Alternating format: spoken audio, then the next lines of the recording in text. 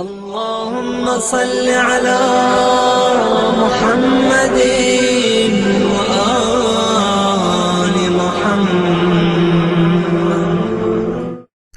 اعوذ باللہ من الشیطان اللعین الرجیم. بسم اللہ الرحمن الرحیم. رب اشرح لی صدری ویسر لی امری واحلل عقدۃ من لسانی یفقہوا قولی. ان اللہ وملائکتہ یصلون علی النبی یا ایھا الذین آمنوا صلوا علیہ وسلموا تسلیما.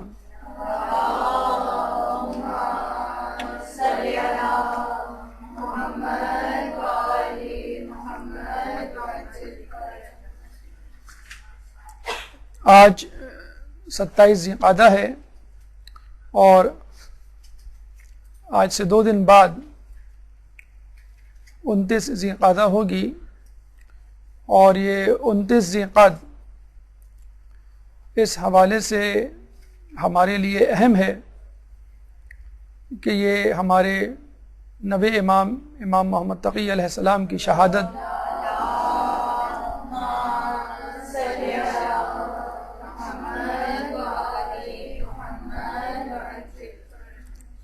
کا دن ہے، اور یہ ہماری ریت ہے، اہل بیت کی سنت ہے، ہماری ثقافت ہے، ہمارے مذہب کا ایک حصہ ہے کہ جب کسی امام کی ولادت یا شہادت آتی ہے تو ہمارے رنگ و انداز بدل جاتے ہیں. اگر غم کا دن ہوتا ہے تو ہم غمگین ہو جاتے ہیں، اور اگر خوشی کا دن ہوتا ہے تو ہم فرط مسرہ سے جھوم اٹھتے ہیں. یہ ایک کم ترین اظہار ہے اپنے تعلق کا اہل بیت سے کہ اہل بیت کی خوشیوں میں ہم خوش ہیں اور اہل بیت کے غم میں ہم غمگین، کیونکہ ہم ان کے چاہنے والے، ان کے ماننے والے ہیں. لیکن بلند ترین اظہار اس محبت کا یہ ہے کہ ان کے چاہنے والے ان کے نقش قدم پر چلیں، ان کی حیات طیبہ پر عمل کریں. اور یہ اسی وقت ممکن ہے کہ جب ہمارے پاس ان کے بارے میں کما حقہ علم ہو، ان کے بارے میں معلومات ہو، ان کی سیرت طیبہ کے مختلف پہلوؤں سے آشنائی ہو. امام نے کس وقت، کہاں، کب کیا کیا تھا، کس موقع پر کون سا عمل انجام دیا، کس صورتحال میں کس حکمت عملی کو اپنایا، اپنے دوستوں سے کیا سلوک کیا، دشمنوں سے کیا برتاؤ رہا. اگر ان تمام باتوں کی معلومات نہ ہو تو پھر ہم ان کے نقش قدم پر چلنے سے عاری ہوں گے.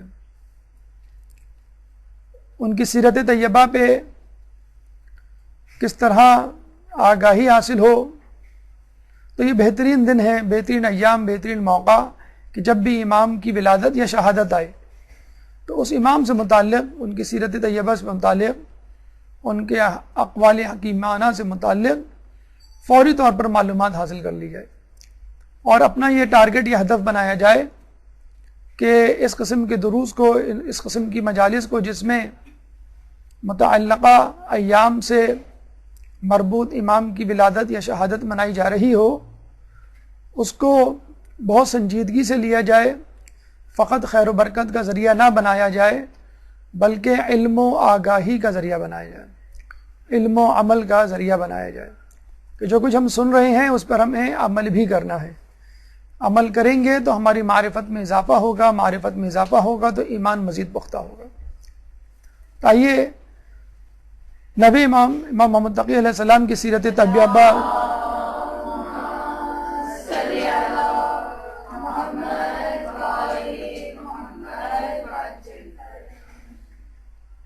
کی سیرت طیبہ سے چند موتی چنتے ہیں اور یہ دیکھتے ہیں کہ خود ہمارے لیے امام نے کیا کیا پیغامات چھوڑے ہیں. جن مراحل سے انشاءاللہ آج ہم گزریں گے اس میں سب سے پہلے تعارف، انٹروڈکشن، اس کے بعد بادشاہان وقت، کون کون بادشاہ اس زمانے میں گزرے، امام کا بچپن کس طرح گزرا، امام کی علمی خدمات کیا کیا تھیں، کون کون سی کرامات آپ کے دست اقدس سے ظہور پذیر ہوئے، اخلاق حسنہ کیا کہتی ہے، ازدواجی زندگی میں کیسا برتاؤ رکھتے تھے، اور شہادت کیسے کیوں کر کس ماحول میں ہوئی، اور اس کے بعد چند اقوال حکیمانہ۔ گفتگو کا پہلا مرحلہ امام کا تعارف۔ ایک درود پڑھ دیجئے محمد والے محمد۔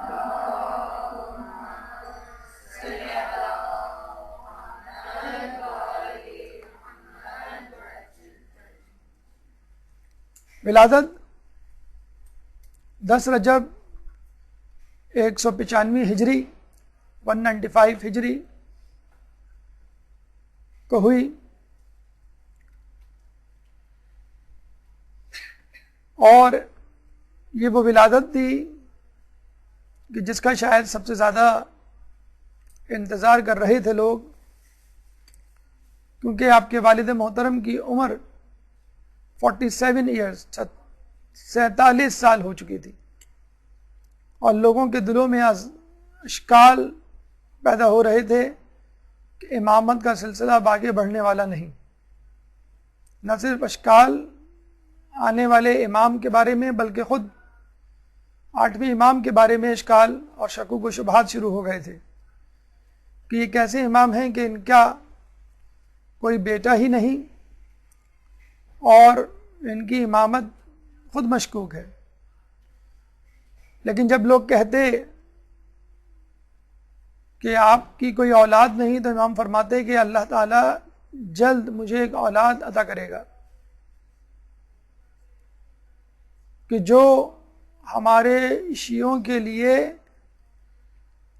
باعث فخر ہوگا، اتنا کہ اس سے پہلے کبھی ایسا نہ ہوا۔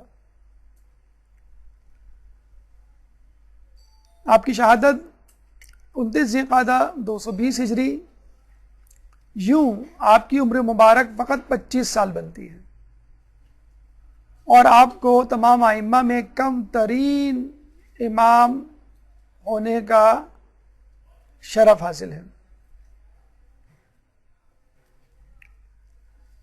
فقط 25 سال میں کیا کیا کارہائے انجام دیے، اور کس طرح لوگوں کو اپنی امامت سے قائل کیا، اس کا تذکرہ انشاءاللہ دوران گفتگو آپ سنیں گے، اور اس طرح یہ سن کر آپ حیران بھی ہوں گے کہ امام نے فقط اتنی سی عمر میں کس طرح ان کاموں کا انجام دیا کہ جن کاموں کو سن رسیدہ بزرگ سوچ بھی نہیں سکتے۔ آپ کا نام محمد پہلے معصوم کے نام یعنی رسول اکرم صلی اللہ علیہ وآلہ وسلم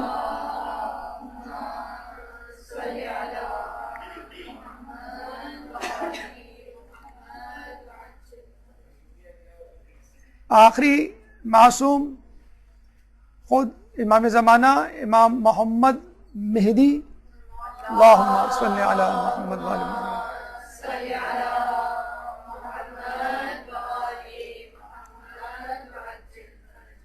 5ویں اور 9ویں امام کا نام بھی محمد پر، امام باقر علیہ السلام، اللہم صلی علی محمد وآل محمد۔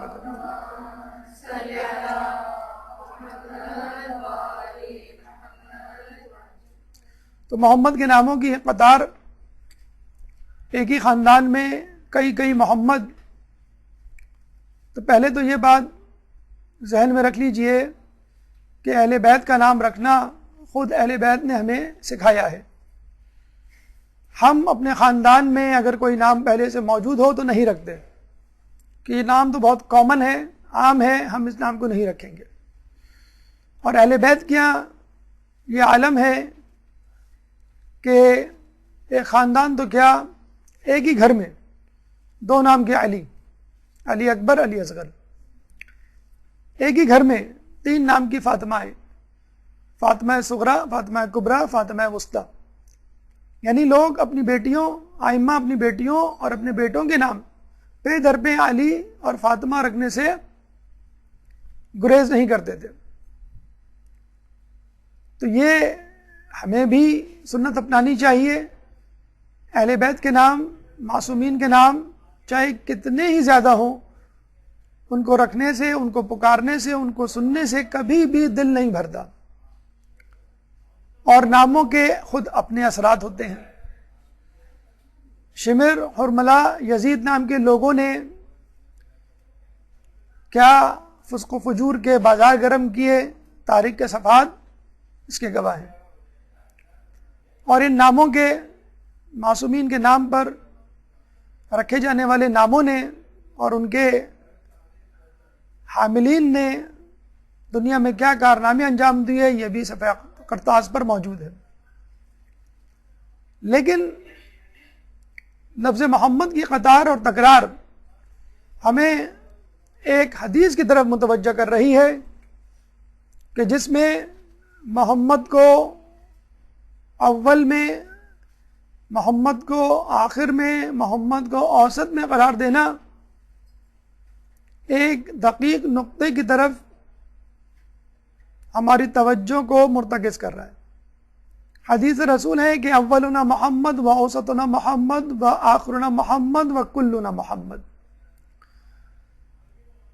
اس حدیث سے فقط یہ بتلانا مقصود نہیں کہ لفظ محمد نام کے کئی معصوم، کئی امام ہوں گے، بتلانا یہ مقصود ہے کہ پہلا بھی محمد تھا، آخر والا ان کی سنت پر عمل کرتا ہوا محمد نظر آئے گا، بیچ والا بھی ان کی سنت پر عمل کرتا ہوا محمد نظر آئے گا، بلکہ ہر امام محمد کی سنتوں پر عمل کرتا ہوا محمد ہی نظر آئے گا۔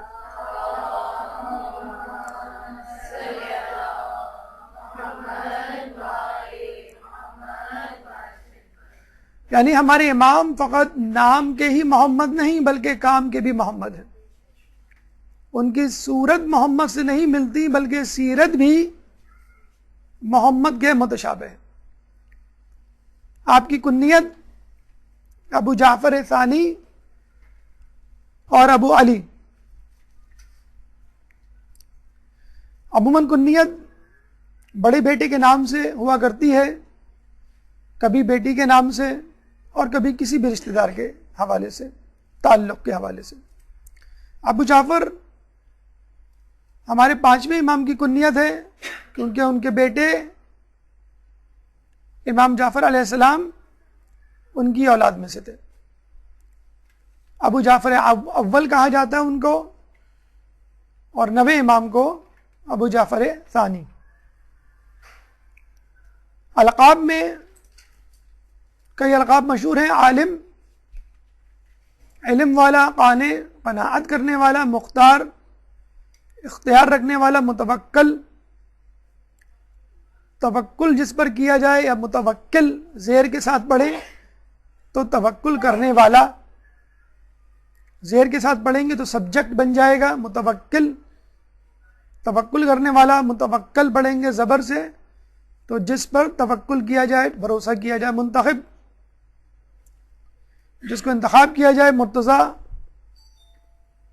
انتخاب کیا ہوا یا چنا ہوا، نجیب منظور شدہ یعنی جس کی دعائیں قبول ہوں۔ لفظ تقی، لقب تقی بر صغیر پاک و ہند میں زیادہ مشہور ہے، بلکہ امام نام ہے محمد سے کم لقب تقی سے زیادہ مشہور ہے بر صغیر پاک و ہند، اور اس کی وجہ یہ ہے کہ لفظ تقی تقوی سے نکلا ہے، اور تقوی کا مطلب ہے بچنا، گناہوں سے بچنا، خوف خدا رکھتے ہوئے احتراز کرنا گناہوں سے۔ یقیناً امام سے بڑھ کر متقی پرہیزگار امام کے زمانے میں کوئی نہیں تھا۔ ایک اور وجہ یہ بھی ہے ان کو تقی کہنے کی کہ ایک دفعہ آپ مامون کی تلوار سے بچ گئے، بظاہر تو اس کی تلوار نے آپ کے جسم کے ٹکڑے ٹکڑے کر دیے تھے، مگر آپ صبح سویرے اپنے بستر پہ زندہ صحیح سالم پائے گئے۔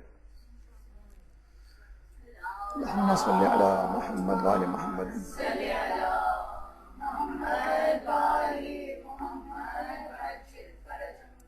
جواد جود و سخا کرنے والا، سخی، فیاض، اور یہ لقب کاظمین اس کے آس پاس کے علاقوں عرب ممالک میں زیادہ مشہور ہے. وہاں پہ آپ کو امام تقی کی بجائے امام جواد کے نام سے زیادہ پہچانتے ہیں. تو جواد لقب کاظمین جو ہاں ان کا روضہ ہے اس کے آس پاس، اور تقی برصغیر پاک و ہند میں آپ کا مشہور لقب. والد 8ویں امام امام علی رضا علیہ السلام تھے.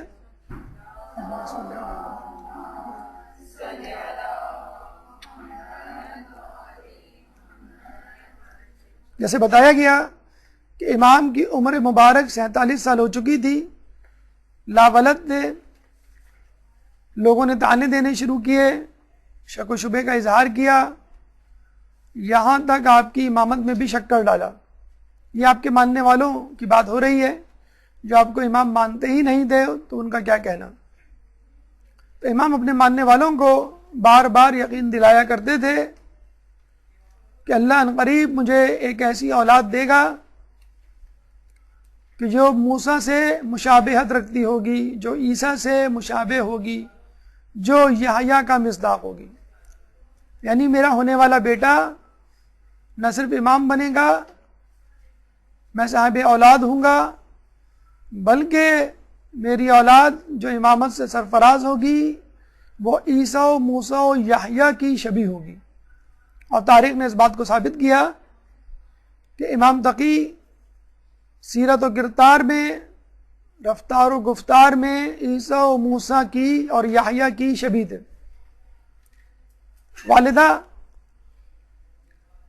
جن ائمہ کی والدہ اپنے اپنے زمانے میں مشہور ہوئی اور ان کی ایک خاص پہچان تھی اپنے خاص پس منظر کے حوالے سے، ان میں آپ کی والدہ کا بھی نام آتا ہے. والدہ کا نام سبیکہ یا سبیکہ، ضمہ اور فتحہ پیش اور زبر دونوں سے پڑھ سکتے ہیں. قبیلہ نوبیہ سے ان کا تعلق تھا، اس لیے پورا نام عموماً سبیکہ نوبیہ کہا جاتا ہے. اور آپ کا تعلق اسی خاندان، اسی قبیلے سے تھا کہ جس قبیلے سے تعلق ماریہ قبطیہ یا ماریہ قبطیہ کا تھا. ماریہ قبطیہ رسول اللہ کی زوجہ، پہلے عیسائی تھی اور بیزنٹائن امپائر، بیزنطینہ سلطنت اپنے زمانے میں 6 صدی ہجری میں بڑی مشہور تھی عراق کے آس پاس. اس کا ایک بادشاہ تھا مقوقس، جس کو رسول اللہ نے اسلام کی دعوت دی تھی تو اس نے رسول اللہ کو ہدیے میں یہ کنیز پیش کی تھی. ماریہ قبطیہ کو یہ اعزاز حاصل ہے کہ آپ محبوب ترین ازواج المطہرات بھی شمار ہوتی تھیں، اور جناب خدیجہ سلام اللہ علیہ، اللہم صلی علی محمد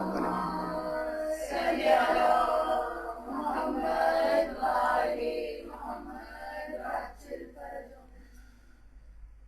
کے بعد رسول اللہ کی بیٹے کی ماں بنی.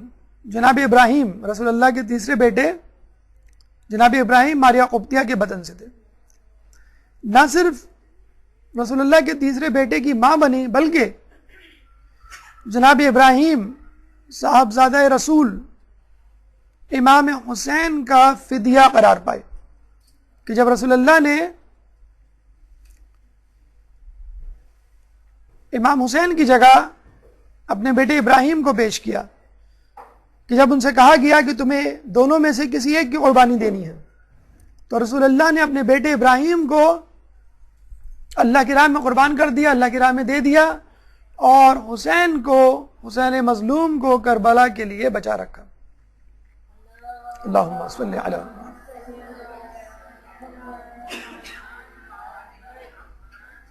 تو ماریہ قبطیہ اس جگر گوشے کی ماں تھیں جو فدیہ حسین قرار پایا. جس قبیلے سے آپ کا تعلق تھا اسی قبیلے سے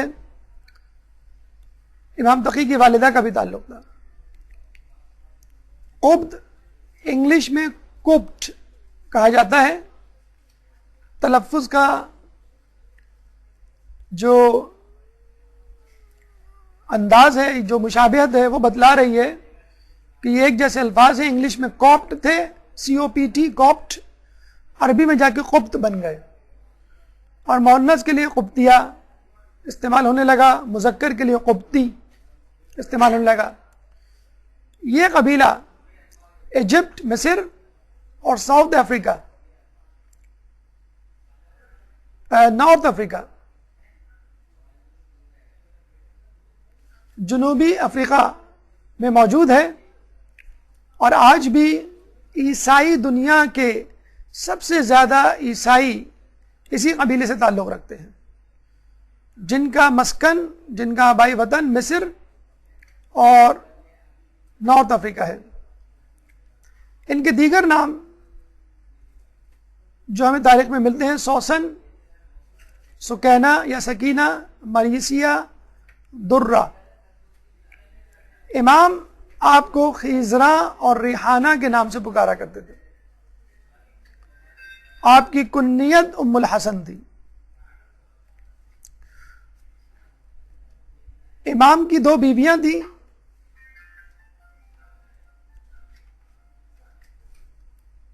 کہ جس میں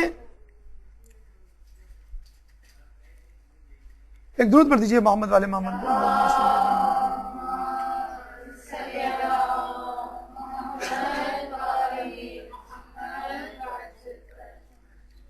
ایک مامون کی بیٹی اور ایک سبیکہ نوبیہ. اللہ تعالیٰ نے سبیکہ نوبیہ کو اولاد سے نوازا، اور وہ اولاد جو بعد میں امام بنی. اب آئیے بادشاہان وقت کی طرف کہ آپ کے دور میں کون کون بادشاہان وقت. ایک درود پڑھ دیجیے محمد والے محمد.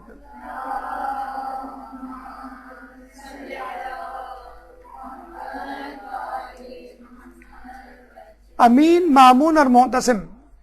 آپ کی ولادت کے وقت امین، جس کی بادشاہت 3 یا 4 سال رہی، جس کو قتل کرنے کے بعد مامون 20 سال تک بادشاہ رہا، اور اس کے انتقال کے بعد معتصم اس کا بھائی طاقت پر براجمان ہوا، اور اسی نے امام تقی علیہ السلام کو زہر سے شہید کیا. اب آئیے امام کے بچپن کی طرف. ایک درود پڑھ دے محمد والے محمد.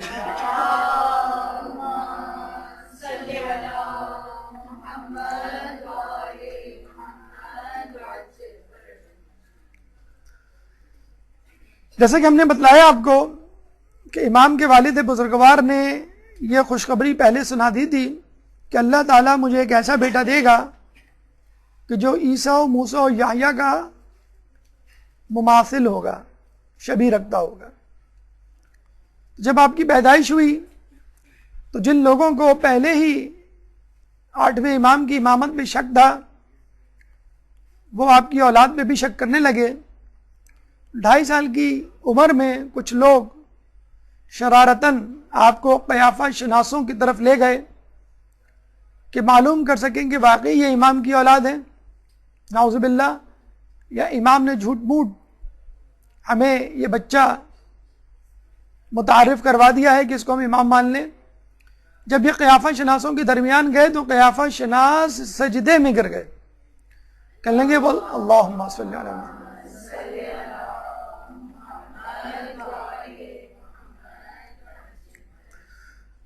اور کہنے لگے کہ تم کس شخصیت کو ہمارے پاس لے آئے؟ واللہ یہ بچہ پاک و طاہر ہے، پاک و طاہر صلب سے ہے، اور یہ ذریت رسول اور علی کے علاوہ کسی ذریت سے نہیں ہو سکتا. اس اثنا میں امام جو اس وقت فقط 2.5 سال کے تھے گویا ہوئے اور اپنا پہلا تاریخی خطبہ تعارف کرواتے ہوئے دیا، اور یہ کہا کہ خدا کا شکر ہے کہ اس نے ہمیں اپنے نور سے پیدا کیا، اور اس کے بعد ہمیں امامت کے لیے منتخب کیا، اور ہمیں اپنی وحی کا امین بنایا. میں محمد ابن علی رضا ابن موسیٰ کاظم ابن جعفر ابن محمد باقر ابن علی ابن حسین ابن امیر المؤمنین ابن ابی طالب ہوں، اور ذریت فاطمہ بنت محمد سے ہوں.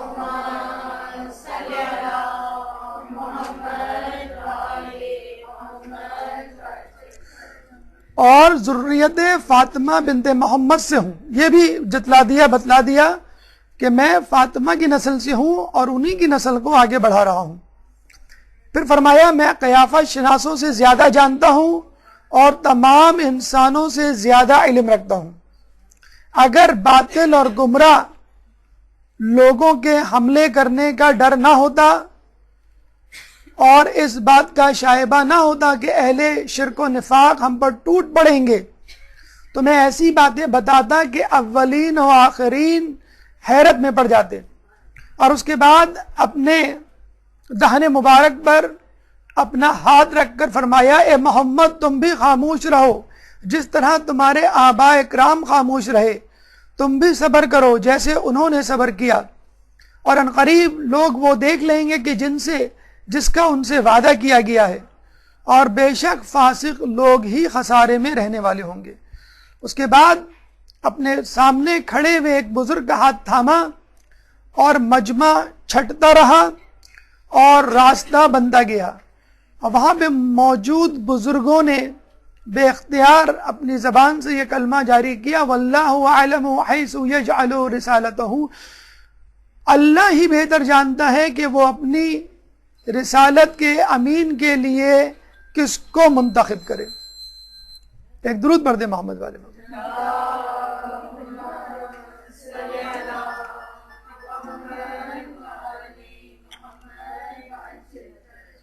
اس کے علاوہ 8ویں امام نے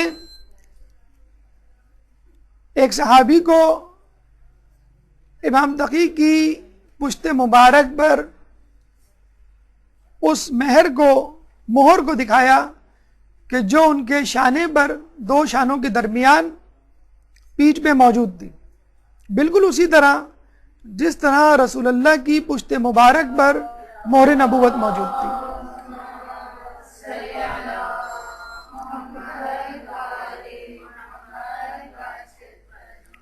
یہاں پر ہمیں عیسیٰ علیہ السلام کی یاد آتی ہے کہ جنہوں نے گہوارے میں کلام کیا جبکہ وہ چند مہینے کے تھے اور لوگوں کو مخاطب کرتے ہوئے یہ کہا قال انی عبد اللہ آتانی الکتاب وجعلنی نبیا. قال انی عبد اللہ، اور انہوں نے کہا کہ بے شک میں اللہ کا بندہ ہوں، آتانی الکتاب، اور مجھے اس نے کتاب دی، وجعلنی نبیا، اور مجھے اس نے نبی بنایا. سورہ مریم آیت نمبر 30، سورہ کا نشان 19، آیت کا نشان 30. تو جب عیسیٰ علیہ السلام چند مہینوں کے ہو کر اپنے نبی ہونے کی گواہی دے سکتے ہیں تو امام 2.5 سال کے ہو کر اپنی امامت کی گواہی کیوں نہیں دے سکتے؟ یہ ہے وہ عیسیٰ کی شبیہ جس کا تذکرہ آپ کی ولادت سے پہلے آپ کے والد بزرگوار نے کر دیا تھا. شہادت سے 3 سال پہلے آپ کے والد محترم آپ سے جدا ہوئے، اس وقت آپ کی عمر مبارک 5 سال تھی. یعنی فقط 5 سال کی عمر میں باپ کا سایہ آپ سے جدا ہو گیا، اور وقت شہادت آپ کی عمر، یعنی آپ کے والد کی شہادت کے وقت آپ کی عمر 8 سال تھی. اس کو 5 سال نہیں 8 سال کر لیں. یعنی جب جدا ہوئے تھے، کیونکہ وہ ان کو زندان میں ڈالا گیا تھا، شہادت سے پہلے آپ کی عمر 5 سال تھی اور وقت شہادت آپ کی عمر 8 سال تھی.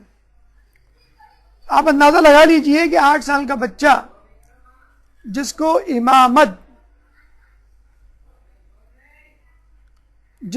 امامت دی گئی ہو، اس نے کس طرح اس امامت کو نبھایا ہوگا. سب سے پہلا کام یا کرامت جو ان سے ظہور ہوئی امام کی شہادت کے ساتھ کہ وہ باعجاز خداوندی دعی و لفظ کرتے ہوئے مدینے سے خراسان آئے اور اپنے شہید والد کی تجہیز و تکفین میں حصہ لیا. کفن پہنانے کے بعد لوگوں سے یہ کہا کہ اب انہیں دفنانے کی تیاری کرو، اور یہ کہہ کر نماز پڑھا کر خود وہاں سے چلے آئے.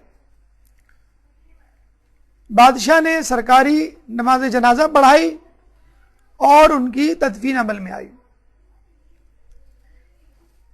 تاریخ اس بات کی گواہ ہے کہ امام کو ولی عہدی دینے والا بھی مامون تھا اور امام کو شہید کرنے والا بھی مامون تھا۔ چنانچہ جب لوگوں کو اس بات کا علم ہوا کہ امام کو زہر دیا گیا ہے تو کسی کے ذہن میں بھی یہ شائبہ نہ تھا کہ مامون کے علاوہ کسی نے امام کو قتل کیا ہو۔ تمام لوگ اس بات پر متفق تھے کہ امام کو شہید کرنے والا، قتل کرنے والا خود مامون ہے۔ چنانچہ خطرے کی بو کو بھانپ کر اس نے اپنے دامن سے اس دھبے کو مٹانے کی کوشش کی اور امام کے صاحبزادے جو کہ اس وقت فقط 8 سال کے تھے بغداد طلب کر لیا کہ میں ان کو اپنا شاہی مہمان بناؤں گا، اپنے ساتھ رکھوں گا، عزت و تکریم دوں گا تاکہ لوگوں کے ذہنوں سے جو اشکال ہے وہ محو ہو جائے۔ یہ بادشاہوں کی ایک خباثت ہوا کرتی ہے کہ جب وہ کسی کو بلاتے ہیں تو محل میں آنے سے پہلے ان کو کہیں رکواتے ہیں، انتظار کرواتے ہیں کہ میں ابھی مصروف ہوں، بعد میں آنا، کچھ دیر کے بعد آنا، شام میں آنا، کل آنا، 1 ہفتے بعد آنا۔ کیا مصروفیت ہوا کرتی تھی بادشاہوں کی؟ شطرنج کھیلنا، شراب پینا، رقص و سرور کی محفلیں برپا کرنا، لہو و لعب کے سامان میں مشغول رہنا، یہ ان کی مصروفیت ہوا کرتی تھی۔ اور یہ تو فقط ایک بچہ تھے لوگوں کے سامنے، لڑکا تھے لوگوں کے سامنے، عام سا بچہ، عام سا لڑکا۔ تو مامون نے گویا ان کو کسی خاطر میں نہ لانے کا ارادہ کر لیا، اور غالباً یہ بھول گیا یا جان بوجھ کے اس نے ارادتاً ایسا کیا کہ اس اثنا میں وہ شکار کے لیے چل پڑا۔ جب شکار کے لیے نکلا تو راستے میں امام جو اس وقت 8 سال کے بچے تھے اور بچوں کے ساتھ کھڑے نظر آئے۔ باقی بچے کھیل رہے تھے اور امام ان کو دیکھ رہے تھے۔ ہوتا ہے شب و روز تماشا میرے آگے، بازیچہ احتفال ہے دنیا میرے آگے۔ تو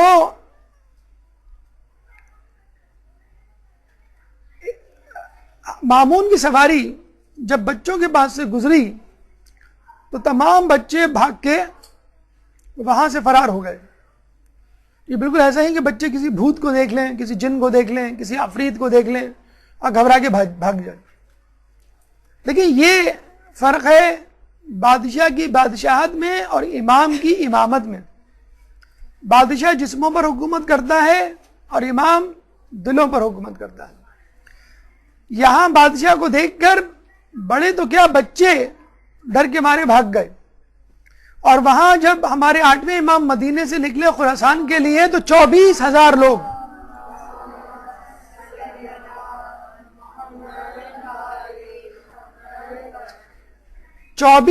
لوگ آپ کے دیدار کے لیے دوڑے کہ ہمیں آپ کا دیدار کرنا ہے، ہمیں آپ سے رسول کی حدیث سننی ہے، ہمیں آپ سے استفادہ کرنا ہے۔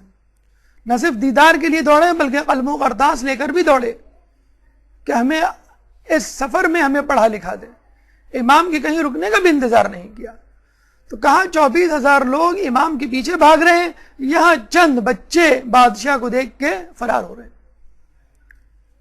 اور بادشاہ یہ سمجھا کرتے تھے کہ یہ ہماری شان و شوکت، یہ روب و دبدبہ ہے کہ جس کی کوئی تاب نہیں لا سکتا۔ جب بادشاہ کی سواری بچوں کے پاس سے گزری تو وہاں فقط امام کھڑے ہوئے نظر آئے۔ امام کو دیکھ کے مامون نے طنزیہ مسکراہٹ کے ساتھ پوچھا کہ تم کیوں نہیں بھاگے؟ امام نے جواب دیا، رستہ اتنا تنگ نہ تھا اور میں مجرم نہ تھا، اب سوائے اس کے کیا ہو سکتا ہے کہ تو بے جرم و خطا سزا دیتا ہو جس کے بارے میں کچھ نہیں کہہ سکتا۔ کتنی خوبصورت بات کہ راستہ اتنا تنگ نہیں ہے۔ آج بھی آپ دیکھ لیں، اگر آپ کی روڈ بہت وسیع ہو، 3 4 5 لینز ہو اس میں، تو آپ کو ہارن دینے کی ضرورت نہیں ہے، آپ گاڑی کو اوورٹیک کرنے کی بجائے کسی اور لین پہ چلے جائیں. تو جب رستہ بہت وسیع ہو تو ٹھیک ہے، بادشاہ کی سواری جو ہے وہ کہیں سے بھی گزر سکتی ہے. اور دوسری بات یہ ہے کہ بھاگتا وہی ہے جس نے کوئی جرم کیا ہو. پولیس کی وین آ جائے ابھی آپ کے علاقے میں تو پہلے کون روپوش ہوگا؟ جس نے کوئی قتل کیا ہو، جس نے کوئی ڈکیتی کی ہو، جس نے کوئی کرپشن کی ہو. متقی پرہیزگار نیک آدمی اپنے گھر سے نہیں بھاگے گا، اپنی جگہ کو نہیں چھوڑے گا. تو جس نے کبھی کوئی ترک اولا ہی نہ کیا ہو، گناہ تو دور کی بات، تو وہ کیوں رستہ چھوڑ دے اور وہاں سے چلا جائے؟ جب امام نے جواب دیا کہ راستہ تنگ نہ تھا، میں گناہگار نہیں تھا سوائے اس بات کے کہ تو بے جرم و خطا سزا دیتا ہوں جس کے بارے میں کچھ نہیں کہہ سکتا. امام یہ جواب سن کر بہت حیران ہوا. یہاں پہ رک کر امام کا حسن زن دیکھیے. امام کس سے حسن زن کر رہے ہیں؟ اپنے باپ کے قاتل سے. یہ شخص ان کے باپ کو چند مہینے پہلے قتل کر چکا ہے. کس جرم میں؟ بغیر کسی جرم میں، بے جرم و خطا، اور پھر بھی امام کہہ رہے ہیں. تو یہ ہمیں حسن زن سکھلاتا ہے کہ امام اپنے باپ کے قاتل کے ساتھ حسن زن کر رہے ہیں. ہم اپنے گھر والوں، اپنے رشتہ داروں، اڑوس پڑوس اور دوستوں کے ساتھ حسن زن نہیں کرتے. امام نے جواب دے دیا. مامون حیرت زدہ رہ گیا، اپنے شکار پہ چل پڑا. ایک ہرن کو دیکھ کر اپنے باز کو اڑایا. واپسی میں وہ باز اپنے منہ میں ایک مچھلی لے کر آیا. مامون نے وہ مچھلی اپنے ہاتھ میں دبا لی اور واپسی میں وہیں سے گزرا جہاں سے آیا تھا. امام وہیں کھڑے ہوئے تھے. سوچا اس بچے کا دوبارہ امتحان لوں اور یہ کہا کہ بتاؤ میری مٹھی میں کیا ہے. دیکھیں، علمی طور پر کسی کو قائل کرنا اور علمی ہیبت کسی پہ ڈالنا اور بات ہے، اس کے لیے آپ تیاری کر سکتے ہیں. لیکن غیب کی خبر لانا یہ کام آدمی کا کام نہیں. یہ وہی کر سکتا ہے جو منتخب شدہ ہو، جو مرتضی ہو، جو امام ہو. امام نے کہا کہ خدا نے آسمان و زمین کے درمیان دریا پیدا کیے، اس دریا میں مچھلیاں پیدا کی، بادشاہوں کو ذوق شکار دیا، وہ شکار کے لیے نکلے اور اپنے ہاتھ کی مٹھی میں مچھلی کو بند کر کر ہم وحی کے امینوں کا اور ائمہ کا امتحان لیتے ہیں. جب بادشاہ نے پوچھا کہ تم ہو کون، مامون نے کہا کہ تم ہو کون، تو پھر اپنا تعارف کروایا کہ میں امام محمد تقی بن علی رضا علیہ السلام ہوں.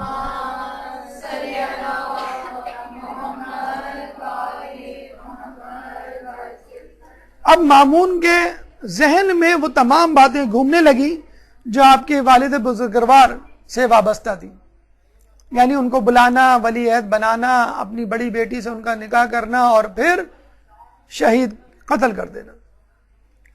فوراً اس کو یاد آیا کہ میں نے تو بلایا اس لیے تھا کہ میں تعظیم و تکریم کروں گا تاکہ اپنے دامن سے قتل کا دھبا، خون کا دھبا مٹاؤں. چنانچہ اس نے فوراً ارادہ کیا کہ میں آپ سے اپنی چھوٹی بیٹی کا نکاح کروں گا، ام الفضل کا، اور ان کو وہ محل میں لے کر آ گیا. فوراً محل میں آ کے جب اس نے یہ اعلان کیا کہ ہم اپنی چھوٹی بیٹی کا نکاح، بڑی بیٹی کا نکاح وہ کر چکا تھا ان کے والد محترم سے، 8ویں امام سے، اب چھوٹی بیٹی ام الفضل کا نکاح وہ دوبارہ کرنا چاہتا تھا ان سے، تو لوگوں نے جو ہے واویلا مچانا شروع کر دیا کہ آپ اس سے پہلے غلطی کر چکے ہیں، اور وہ غلطی اس سے پہلے کہ کسی بہت بڑے نقصان کا پیش خیمہ بندی، ہم نے اس غلطی کا کفارہ ادا کیا اور امام کو اپنے رستے سے ہٹایا. بڑی مشکل سے امام کا رعب و دبدبہ اور ہیبت اور فضیلت لوگوں کے دلوں سے محو ہوئی ہے. اب آپ نے ان کے بیٹے کو اپنا داماد بنانے کا ارادہ کر لیا ہے، جو پھر ایک خطرناک غلطی ہے، اور اگر پہلے امام ناکام ہوئے تو ہو سکتا ہے ان کا بیٹا کامیاب ہو جائے اور آپ کی خلافت خطرے میں پڑ جائے. لیکن امام مامون جو ہے اپنی بات پہ بضد تھا کہ نہیں، میں امام کے بیٹے کو اپنا داماد ضرور بناؤں گا. اور جب لوگ تھک ہار گئے تو امام مامون کو اس طرح قائل کرنے کی کوشش کی کہ آپ ضرور بنائیے لیکن پہلے یہ ثابت تو کیجئے کہ یہ بچہ عالم ہے یا علم رکھتا ہے. یہ تو ایک بچہ ہے 8 سال کا نا عمر کم عمر لڑکا, اس کو تو کوئی علم نہیں, تو کس بنیاد پر آپ اس کو اپنا داماد بنا رہے ہیں؟ تو مامون نے کہا کہ ٹھیک ہے, ہم اس کی علمیت کا امتحان لے لیتے ہیں, اور اگر تم نے یہ ثابت کر دیا کہ یہ بچہ ہی ہے اور علم کچھ نہیں رکھتا تو ٹھیک ہے, ہم اپنا ارادہ تبدیل کر لیں گے. یہاں سے امام کی علمی خدمات کا سفر شروع ہوتا ہے. ایک درود پڑھ دیجئے محمد والے محمد.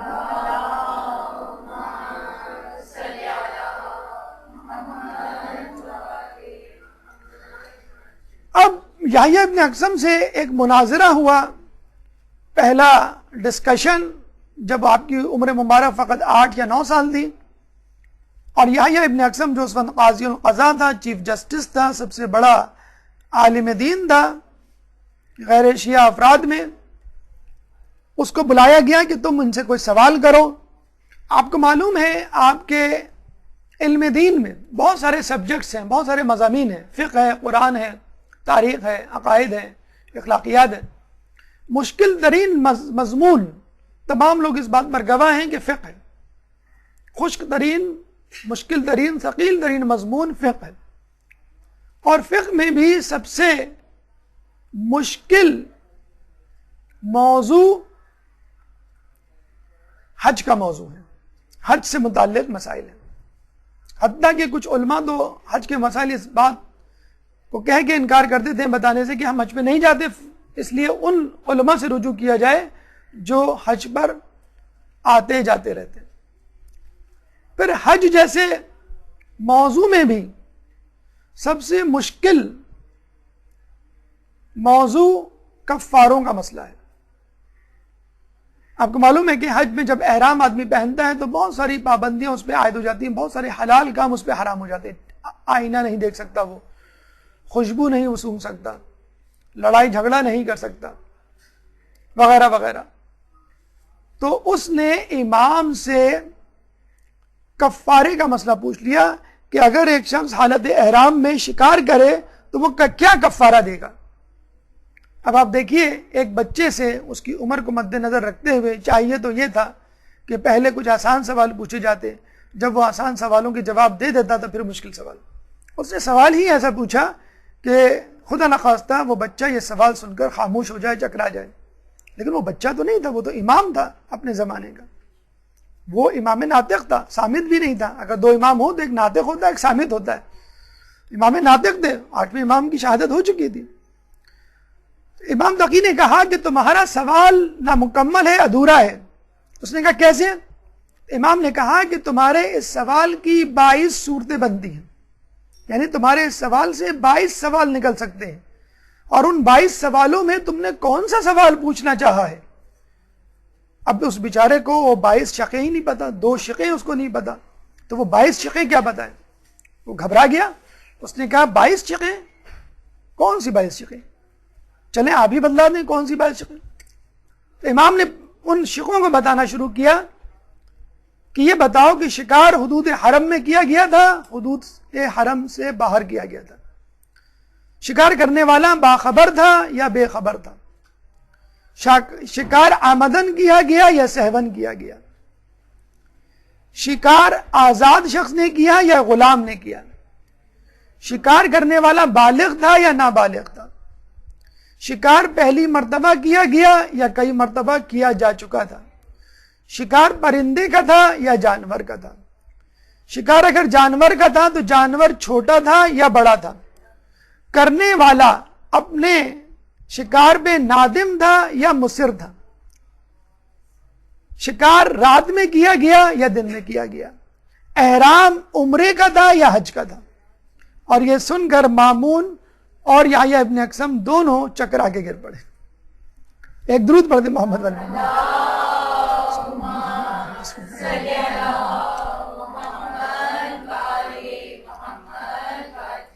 اسی وقت مامون نے حکم دیا کہ امام خطبہ نکاح شروع کریں.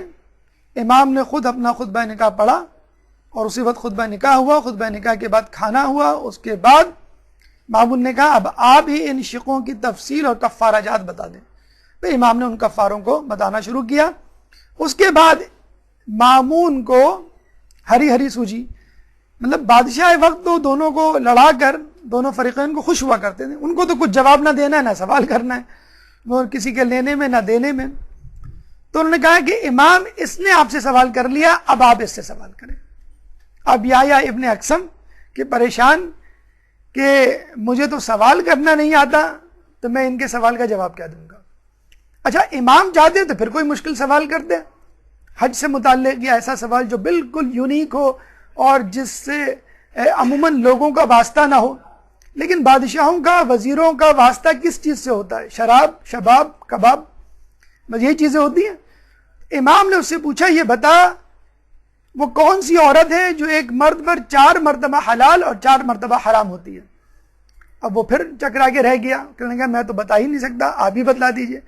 تو امام نے کہا کہ اگر کوئی عورت کسی کی کنیز ہو تو وہ ایک شخص پہ حرام ہے، اگر وہ شخص اس کو خرید لے تو وہ کنیز حلال ہے، آزاد کر دے تو پھر حرام ہے، پھر عقد کر لے تو پھر حلال ہے، پھر صیغہ اظہار پڑھ لے یعنی یہ کہہ دے تو میری ماں جیسی تو اس پہ پھر حرام، کفارہ دے دے تو پھر حلال، طلاق دے دے تو پھر حرام، اور رجوع کر لے تو پھر حلال. تو چنانچہ امام کے سوال اور جواب سے پورا دربار مکمل طور پہ مطمئن ہو گیا کہ یہ لڑکا نہ صرف داماد بننے کے لائق ہے بلکہ خود مامون کی جگہ بیٹھنے کے لائق ہے، جیسے خود ان کے والد بزرگوار کے بارے میں کہا جا چکا تھا. ایک درود پڑھتے محمد.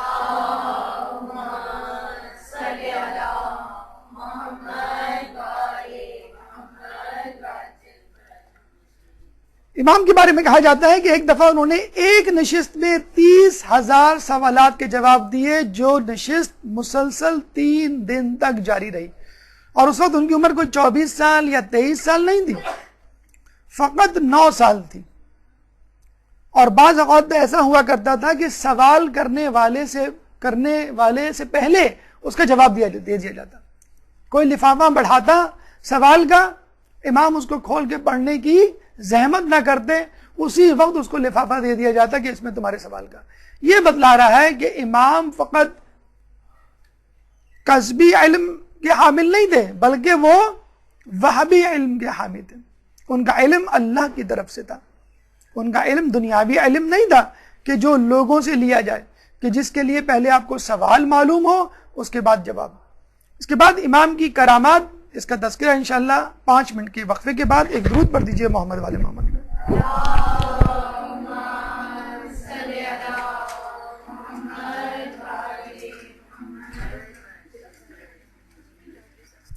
اعوذ باللہ من الشیطان الرجیم، بسم اللہ الرحمن الرحیم. سلسلہ گفتگو وہیں سے شروع کرتے ہیں جہاں ہم نے روکا تھا.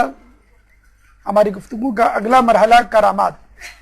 جیسے کہ اس سے پہلے بھی ہم بیان کر چکے ہیں کہ علم و تقوی یا علم و عمل ان لوگوں کے لیے ثبوت امامت یا ثبوت نبوت ہوا کرتا ہے کہ جو خود تقوی و پرہیزگاری کی طرف راغب ہوں، شرافت کی طرف مائل ہوں، خواص الناس ہوں. لیکن عوام الناس کے لیے، جہلا کے لیے، فاسق و فاجر کے لیے یا کم علم لوگوں کے لیے، ضدی لوگوں کے لیے، دشمن لوگوں کے لیے پھر کرامات کا سہارا لیا جاتا ہے، جس سے بات بہت آسانی سے بہت کم وقت میں سمجھ میں آ جاتی ہے. کرامت یا معجزہ اور جادو میں یہ فرق ہے کہ جادو کے لیے تیاری کی جاتی ہے، خاص مقام اور خاص وقت کا تعین کیا جاتا ہے. جادو نظر کا دھوکہ ہوا کرتا ہے اور آسمانوں پر جادوگروں کا بس نہیں چلتا. کرامت کے لیے تیاری کی ضرورت نہیں، مقام اور وقت یا امر طے کرنے کی ضرورت نہیں. کسی بھی وقت کہیں بھی نبی یا امام یہ معجزہ، یہ کرامت کر کے دکھا سکتا ہے. نظر کا دھوکہ نہیں، حقیقت ہوا کرتا ہے. اور آسمانوں پر بھی نمودار ہو جاتا ہے، جیسے شق القمر کا واقعہ۔ ایک بہت دلچسپ، بہت مختصر سا واقعہ، لیکن اس میں کئی نکات پوشیدہ ہیں۔ ہم اپنے زمانے میں یہ سمجھتے ہیں کہ شاید یہ ہمارے زمانے کا فسانہ، من گھڑت بات ہو، میتھ جسے کہتے ہیں انگلش میں، کہ لوگ شیعوں کے گھر کا پانی نہیں پیتے، شیعوں کے گھر کھانا نہیں کھاتے۔ عجیب و غریب غیر شیعہ افراد میں یہ بات مشہور ہے کہ شیعہ حضرات شاید کچھ ملا کے دے دیتے ہیں۔ کچھ لوگوں نے اس سے بڑھ کر یہ کہا کہ تھوک کے پلاتے ہیں۔ ایک ہم نے پڑھے لکھے ڈاکٹر دوست سے جب اس بارے میں پوچھا تو ہمیں یہ توقع تھی کہ بہتر جواب ملے گا۔ اس نے کہا یار کہہ تو نہیں سکتے، لیکن ہم نے سنا ہے، ہماری فلاں پھپھو بتایا کرتی تھی، وہ کسی پڑوس میں جایا کرتی تھی، وہ شیعہ تھے، وہ ان کو روزانہ پان کھلایا کرتی تھی۔ ایک دفعہ ان کی غیر موجودگی میں جب پان کھول کے دیکھا تو کتے کے ساتھ چوہے کی مینگنیاں بھی۔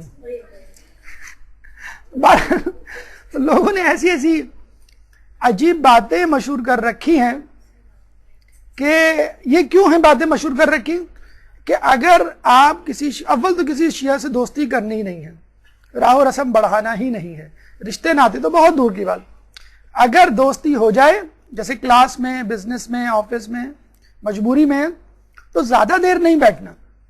اب زیادہ دیر بیٹھنے کا مطلب کیا ہے؟ تو لوگوں نے کہا کہ چلو پانی اور کھانے سے متعلق افسانے گڑھ دو، کیونکہ آدمی زیادہ دیر بیٹھتا ہے تو پھر پانی بھی پیتا ہے، کولڈ ڈرنک بھی پیتا ہے، چائے بھی پیتا ہے، پھر کھانا بھی کھاتا ہے۔ تو جب آپ ان پہ یہ پابندی لگا دیں گے کہ شیعوں کے گھر کا پانی اور کھانا نہیں کھانا، نہ پانی پینا، تو وہ زیادہ دیر بیٹھنے کی نوبت نہیں آئے گی۔ جب زیادہ دیر نہیں بیٹھو گے تو اظہار خیال نہیں ہوگا، تبصرہ تذکرہ نہیں ہوگا، مناظرہ نہیں ہوگا، گفت و شنید نہیں ہوگی، ایک طرف کا نظریہ دوسری طرف منتقل نہیں ہوگا۔ اس لیے اس قسم کے افسانے گڑھے گئے۔ یہ امام کے زمانے میں بھی افسانے تھے، یہ فقط ہمارے برصغیر پاک و ہند کے شاخصانے نہیں، اس زمانے کے افسانے ہیں۔ محمد بن علی ایک شخص دشمن اہل بیت کسی طرح، جسے کہتے ہیں کہ بائی چانس، کسی اور کے ساتھ امام کے گھر میں وارد ہوا، کسی دوا کو استعمال کیا کرتا تھا بیماری کے سبب، جس کی وجہ سے اس کو پیاس بہت لگتی تھی، اس کو اتنی شدید پیاس لگی، لیکن اس کے باوجود اس نے امام سے پانی نہیں مانگا کہ شیعوں کے گھر کا پانی نہیں پینا چاہیے۔ شیعوں کے گھر کا پانی اتنا خطرناک ہے تو ان کے امام کے گھر کا پانی کیسا ہوگا؟ امام نے اس کی اس ضرورت کو بھانپ لیا اور فوراً اپنے غلام کو کہا کہ ایک گلاس پانی لے کر آؤ۔ جب وہ پانی لے کر آیا، غلام تو بے تابانہ شدت پیاس کو برداشت نہ کر سکا اور وہ پانی پی گیا، اور اس کے بعد یہ حیران بھی ہوا کہ شیعوں کے امام کو میرے دل کا حال کیسے پتہ چل گیا۔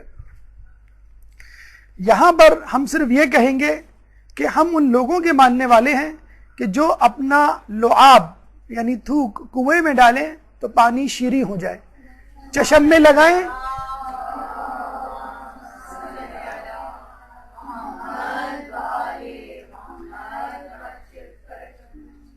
کنویں میں ڈالیں تو پانی شیریں ہو جائے، چشم پہ لگائیں تو آشوب چشم جاتا رہے، کسی کنکر پہ لگا کر کسی کے منہ میں ڈال دیں تو 70 زبانوں کا ماہر ہو جائے۔ تو یہ کہنا کہ فلاں تھوک کے پلاتے ہیں، ہم کہتے ہیں کہ اگر آپ یہ بھی پی لیں تو بھی آپ کو شفا ہو جائے۔ اول تو ہم نہیں کرتے ایسے، لیکن ہم جن کے ماننے والے ہیں ہمیں پورا یقین ہے کہ ہمارے لعاب میں بھی اللہ نے کچھ نہ کچھ تاثیر رکھی ہوگی۔ ایک درود پڑھ دیں محمد والے محمد۔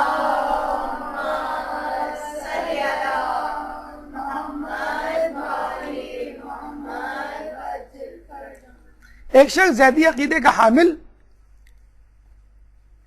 امام کی امامت پہ یقین نہیں رکھتا تھا۔ اس زمانے میں کچھ لوگوں نے 8ویں امام کو امام نہیں مانا، کیونکہ اس سے پہلے ہمارے 7ویں امام زندان میں تھے 14 سال، اور آپ کو میں نے بتایا بھی ہوگا کچھ لوگوں کے پاس امام کے پیسے تھے، بیت المال، خمس، صدقہ، زکوٰۃ وغیرہ کے، تو ان پیسوں کو ہڑپ کرنے کے چکر میں امام کی امامت سے انکار کر دیا کہ دینے پڑ جائیں گے، اور قیامت میں جو لینے کے دینے پڑ گئے تو کیا ہوگا یہ لوگوں کو احساس نہیں۔ چنانچہ ایک شخص جو نہ 7ویں امام کا قائل تھا نہ 8ویں کا. جب وہ امام کے گھر کے پاس سے گزرا تو دیکھا لوگوں کا ایک ہجوم ہے, امام کی عزت و تکریم کے لیے تانتے بنے ہوئے. دیکھ کر مسکرایا کہ دیکھو کتنے بے وقوف احمق لوگ ہیں کہ ایک بچے کو عزت دے رہے ہیں. امام وہیں سے اپنی جگہ سے چلائے کہ جو شخص ہماری اطاعت سے انحراف کرے گا جہنم میں اوندھے منہ گرے گا. ایک دم سے وہ گھبرا گیا کہ امام کو میرے دل کا حال کیسے معلوم. فوراً اس کے دل میں یہ خیال آیا کہ مجھے لگتا ہے کہ ان کو جادو بھی آتا ہے. دوبارہ امام گویا ہوئے, یہ تمہارا خیال باطل ہے, اپنے عقیدے کی اصلاح کرو. چنانچہ فوراً آپ کے قدموں میں گر پڑا اور کہنے لگا کہ میں آپ کی امامت پر ایمان لایا. اسی طرح کا واقعہ خود رسول اللہ کے لیے حوالے سے بھی ملتا ہے. جب ابو سفیان مکے میں مدینے میں ملنے آیا اور معافی تلافی کی درخواست کی اور رسول اللہ نے قبول کر لیا اور وہ مسلمان بھی ہو گیا, جب جانے لگا تو دل میں خیال آیا کہ میں نے خواہ میں محمد کی بیعت کی, ایمان لایا, اگر تھوڑی سی کوشش کر لیتا, لوگوں کو تیار کر لیتا تو محمد پہ غالب آ جاتا. نہیں, بلکہ اس نے یہ سوچنا شروع کیا اگر تھوڑی سی محنت کر لیتا تو رسول کے خیمے سے آواز آئی تو تب بھی تو مجھ پر غالب نہ آتا. پیچھے مڑ کر دیکھا تو حیران اور پریشان کہ رسول تو تھے نہیں, رسول نے میرے دل کا خیال کیسے جان لیا. تو آپ دیکھ لیجئے ہمارے ائمہ کی کرامات میں, معجزات میں جھلک ہے, ایک مشابہت ہے, ایک تمثیل ہے خود رسول کی اور ان سے پہلے انبیاء کی بھی. تو کس طرح یہ رسول اور نبیوں کی ضروریت نہ قرار پائیں. اب آئیے امام کے اخلاق کی طرف چلتے ہیں. چند موتی اپنی عملی زندگی کے لیے یہاں سے چنتے ہیں. ایک درود پڑھ دیجئے محمد والے محمد کا. اللہم صلی اللہ علیہ وسلم.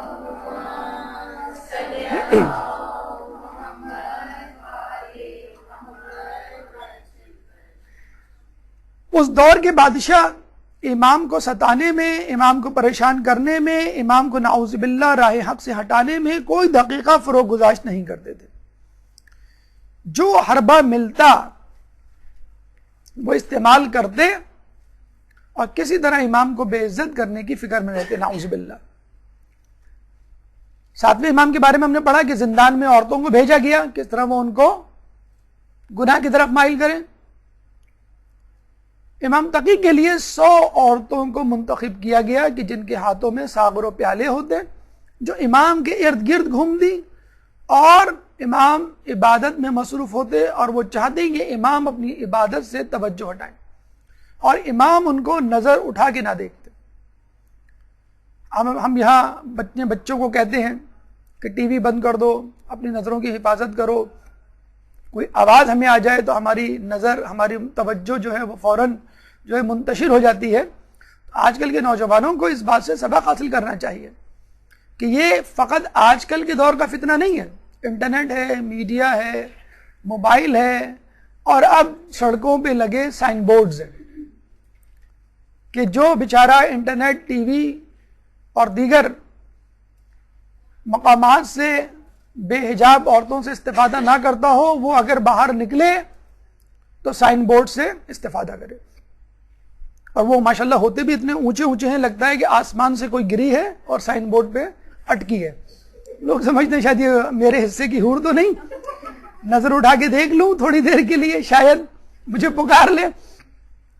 تو نعوذ باللہ یہ آپ دیکھ لیجئے ایک ایک سائن بورڈ کا جو کرایہ جو ہم نے آج سے 20 سال پہلے سنا تھا 3,000 روپے پر ڈے, 3,000 پر ڈے, آج کیا اس کا کرایہ ہوگا.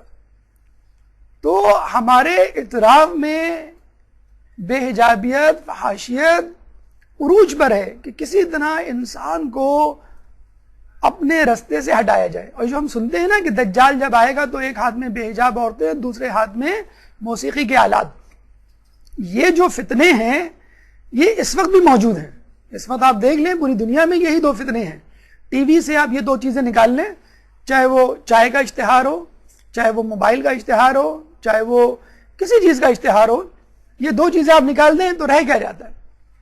پہلے لوگ جب ڈرامے آتے تھے تو دیکھتے تھے, جب وقفہ آتا تھا تو اٹھ کے چلے جاتے تھے.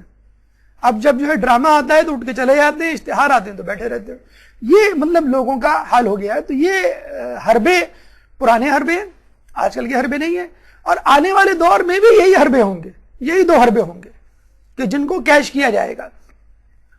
اب وہ زمانہ آ گیا ہے کہ ان بے حجاب عورتوں کو باقاعدہ سفیر بنایا جاتا ہے، ان کو بڑے بڑے کاموں میں نمائندگی دی جاتی ہے کہ آپ جو ہے غربت دور کریں، آپ جو ہے وہ جہالت دور کریں، آپ جو ہے لوگوں کے درمیان جو ہے وہ مصالحت کروائیں۔ تو یہ فتنہ پہلے بھی تھا، یہ آزمائش پہلے بھی تھی، آج بھی ہے اور آنے والے دور میں بھی ہوگی۔ اس کے لیے ہمیں پہلے سے تیار ہونا چاہیے۔ جب امام پر بادشاہ کا زور نہیں چلا تو امام کو اپنے دربار میں طلب کیا اور وہاں پہ ایک میوزیکل کنسرٹ منعقد کروایا۔ ابھی آپ کے یہاں انچولی میں کسی گراؤنڈ پہ میوزیکل کنسرٹ ہو جائے، کچھ نہ کچھ نہیں تو لوگ فقط دیکھنے کے لیے پہنچ جائیں، دیکھیں تو کون آیا ہے۔ تو اس زمانے کا جو مشہور سنگر تھا، پاپ سنگر تھا یا کلاسیکل سنگر تھا، مخارق نام تھا اس کا، اس کو بلایا، اس کو کہا کہ تم موسیقی بجاؤ۔ عورتیں پھر موسیقی، یعنی جو فسق و فجور کا ماحول ہو سکتا ہے وہ بادشاہ نے وہاں پہ روا رکھا۔ امام بیٹھے رہے، ان کی نظریں نیچی رہیں، اپنی عبادت میں مصروف رہے، اور ایک دفعہ جب بدتمیزی عروج پر ہو گئی، یعنی مامون اور وہ جو دیگر افراد ہیں جنہوں نے رکنے کا نام نہیں لیا، تو امام نے نظر اٹھا کے اس شخص یعنی مخارق کو کہا کہ اے بوڑھے شخص، بلکہ یہ کہا کہ اے بڑی داڑھی والے شخص۔ اس زمانے میں داڑھی رکھنا فیشن تھا، لوگ جو ہے داڑھی رکھ کے سارے کام کیا کرتے تھے۔ تو آج کل تو یہ ہوتا ہے کہ داڑھی والوں سے یہ توقع کی جاتی ہے کہ وہ گناہ نہ کریں، اس زمانے میں وہ ثقافت تھی۔ تو اے بڑی داڑھی والے شخص، کیا تجھے خوف خدا نہیں؟ یہ سنتے ہی مخارق کے ہاتھ سے تمبورا، جو اس زمانے کا گٹار ہوا کرتا تھا، وہ گر گیا اور ہمیشہ کے لیے اس کا ہاتھ فالج زدہ ہو گیا۔ اب دیکھیے ہمارے امام میں یہ طاقت ہے کہ اگر پہلے سے فالج گرا ہو تو دعائے مشلول سکھا کر فالج صحیح کر دیں، دور کر دیں، ہاتھ صحیح کر دیں، اس کو دور کر دیں۔ اور یہ بھی طاقت ہے کہ ایک صحیح ہاتھ کو فالج زدہ بنا دیں۔ یہ ہے ہمارے ائمہ میں مشابہت، اولنا محمد و اوسطنا محمد و آخرنا محمد۔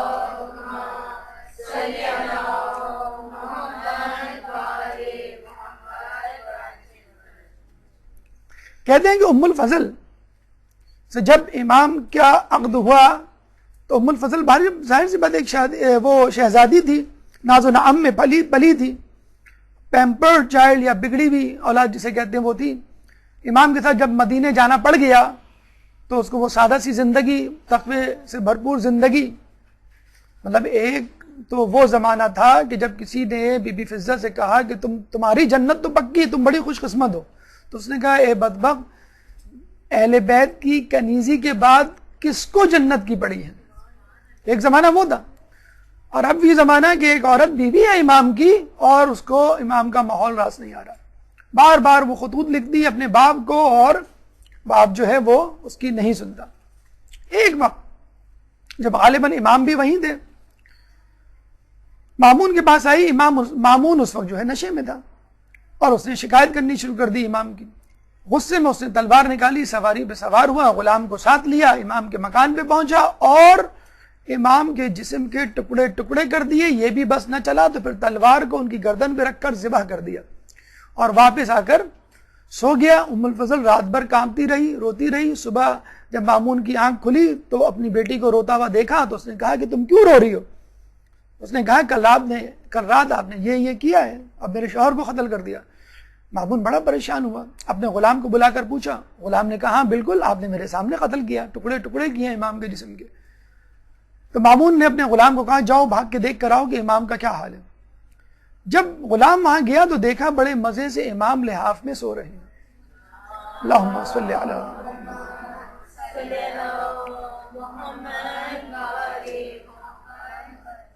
امام کو بیدار کیا کہ زندہ ہیں یا نہیں۔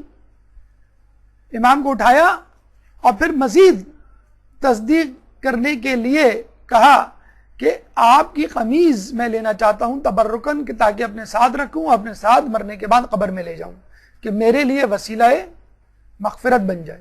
امام نے کہا میرے پاس بہت ساری قمیضیں ہیں، چاہوں تو وہ لے جاؤں۔ اس نے کہا نہیں مجھے یہی قمیض چاہیے جو اس وقت آپ پہنے ہوئے ہیں۔ امام سمجھ گئے یہ چاہ کیا رہا ہے۔ امام نے قمیض اتار کے اس کو دی تو اس نے دیکھا کہ آپ کے جسم پہ ایک خراش تک نہ تھی. قمیض لے کر مامون کے پاس واپس آئے, کہنے لگا کہ امام تو زندہ صحیح سلامت ہے, جسم پر ایک خراش نہیں. تو مامون جو ہے اور چکرا گیا, اور اس نے اپنے ایک دوست کو بہت سارے تحفے تحائف درم و دینار دے کے بھیجا کہ جاؤ امام سے کہو کہ مجھے معاف کر دے.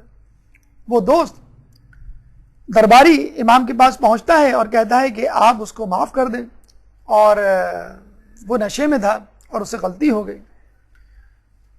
اور پھر یہ کہا جاتا ہے کہ جب مامون کی امام سے ملاقات ہوئی تو مامون نے امام سے پوچھا وہ کیا وجہ تھی, کس سبب آپ کے بدن کو ایک گزند نہ پہنچی اور آپ زندہ سلامت رہے. تو امام نے ایک تعویذ نکال کے دکھایا کہ یہ وہ تعویذ ہے جو ہماری جدہ نے ہم کو دیا ہے, جو ہمارے پاس رہتا ہے, سوائے موت کے ہر قسم کی مصیبت سے ہم کو بچا سکتا ہے. حرز جواد کا تعویذ. جب مامون نے امام سے وہ تعویذ طلب کیا تو امام نے وہ تعویذ اس کو بھی دیا, اپنے قاتل کو, اپنے باپ کے قاتل کو وہ تعویذ کہ جو اس کی حفاظت کرے. یہ امام کی جود و سخا تھی کہ وہ جواد کہلائے. یہ امام کا جسے کہتے ہیں کہ اپنے دشمنوں سے برتاؤ تھا, کہ جو ہمیں بتلاتا ہے کہ ہم اپنے دشمنوں کیا دوستوں سے کیسے برتاؤ کریں. امام نے اپنے دشمنوں سے وہ برتاؤ کیا کہ جو اپنے ہم دوستوں سے نہیں کیا کرتے. یہ وہی اخلاق ہے کہ جو رسول اللہ صلی اللہ علیہ وآلہ وسلم نے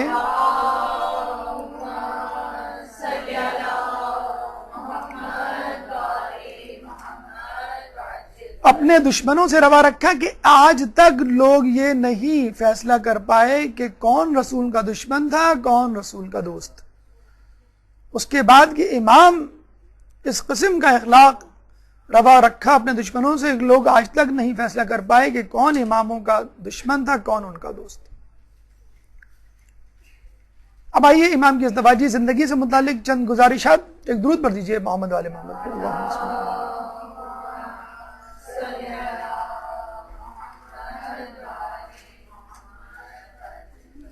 آپ کی پہلی بیوی ام الفضل, مامون کی چھوٹی بیٹی, 2003 سے 2018 تک اس نے مسلسل مامون کو آپ کے بارے میں شکایت نامے لکھے, اور جب مامون کا انتقال ہو گیا تو اس نے اپنے چچا معتصم کے بادشاہ بننے پر دوبارہ ان کو خطوط لکھنے شروع کیے. معتصم نے جو ہے امام کو بغداد طلب کر لیا اور قتل کی سازش کو انجام دیا. ام الفضل گھبرائی, امام نے جاتے جاتے اس کو بددعا دی کہ تجھ کو ایک ایسا ناسور لگے گا کہ جو کسی سے ٹھیک نہ ہوگا اسی سے تیری موت ہوگی. اور امام کی شہادت کے بعد ام الفضل کو ایک ایسی بیماری لگی کہ اس کا سارا پیسہ اس بیماری کے علاج پر خرچ ہو گیا, لیکن وہ اس بیماری سے کبھی صحت یاب نہ ہو سکی. آپ کی دوسری بیوی سمانہ مغربیہ, ان کا تعلق بھی مغرب سے تھا. امام کی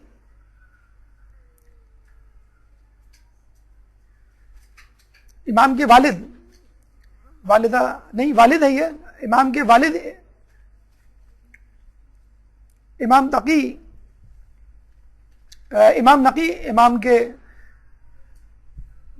صاحبزادے کہ جن سے اولاد چلی, اور یہ ان کی اولاد جدی رضوی سادات کہلاتی ہے.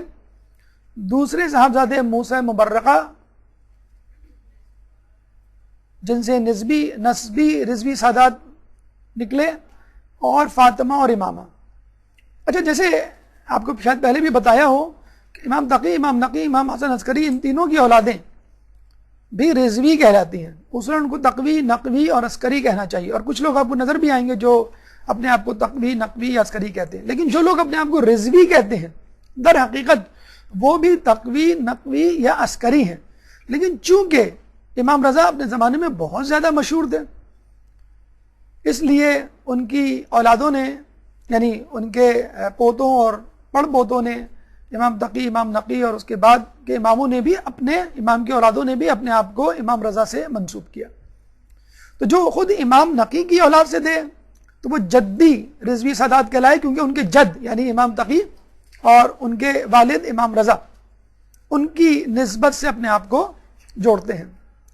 اور موسیٰ مبرقہ چونکہ یہ غیر معصوم تھے, امام نہیں تھے, تو ان سے جو اولادیں نکلی وہ اپنا رشتہ امام رضا سے جوڑتے ہیں. تو ہوتا یوں تھا کہ اگر امام کی اولاد امام ہے اور اس کی اگر اولاد ہوتی ہے تو وہ اپنا رشتہ اپنے والد سے جوڑتے ہیں، اور اگر امام کی اولاد معصوم نہیں ہوتی یعنی امام نہیں ہوتی تو وہ اپنا رشتہ اپنے چچا سے جوڑتے ہیں. تو یہ نسبی رضوی سادات کہلائے. موسیٰ مبرقہ کے بارے میں کہا جاتا ہے کہ انتہائی خوبصورت، انتہائی حسین تھے، اتنے زیادہ کہ اپنے چہرے پر نقاب ڈال کے چلا کرتے تھے. انہی کی نسل سے سید احمد اور محمد اعرج تھے، اور انہی سے ہمیں رسول اللہ کی جو حدیث ملتی ہے داڑھی کا مونڈنا مسلح کرنے کے مترادف ہے، یعنی جیسے کسی نے اپنے ناک کان کاٹ دیے ہوں، اپنے چہرے کا مسلح کر دیا ہو، ایماسیشن.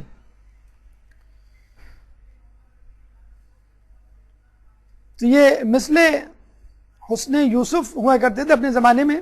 ان کے بارے میں ہمیں یہ بھی ملتا ہے کہ ایک دفعہ بادشاہ نے ان کو طلب کیا اور ان سے وہی شرارت کرنے کا فیصلہ کیا مامون نے کہ جو امام سے کیا تھا کہ ان کو موسیقی کی محفل میں بلایا جائے اور ان کو ناچ گانے سنوائے جائیں، ان کو بہکایا جائے، نعوذ باللہ. تو جب جانے لگے تو امام نے کہا کہ تم جا تو رہے ہو لیکن موسیقی کی محفل میں جانا تمہیں نصیب نہیں ہوگا، یعنی تمہیں یہ نوبت ہی نہیں آئے گی. تو ان کو کچھ اطمینان ہوا. جب وہ بغداد گئے تو مامون نے ان کو کہیں رکوایا اور اس دوران ہی مامون کا انتقال ہو گیا. تو وہ اس محفل میں جانے ہی سے جسے کہتے ہیں کہ بچ گئے. امام کی ایک اور بہن ہمیں ملتی ہیں حکیمہ خاتون، جن کی قبر مبارک سامرہ میں ہے اور جن کے بارے میں کہا جاتا ہے کہ انہوں نے امام زمانہ کی ولادت میں اہم کردار ادا کیا.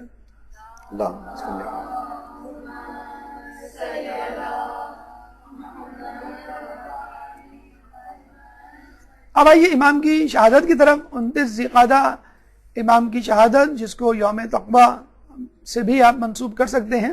218 ہجری میں معتصم باللہ نے امام کو بغداد طلب کیا اور آپ کو قید کر دیا، اور امام نے جاتے ہوئے مدینے میں اپنے بیٹے امام نقی کی امامت کا اعلان کر دیا، کیونکہ ان کو معلوم تھا کہ اب مجھے دوبارہ آنا نصیب نہیں ہوگا.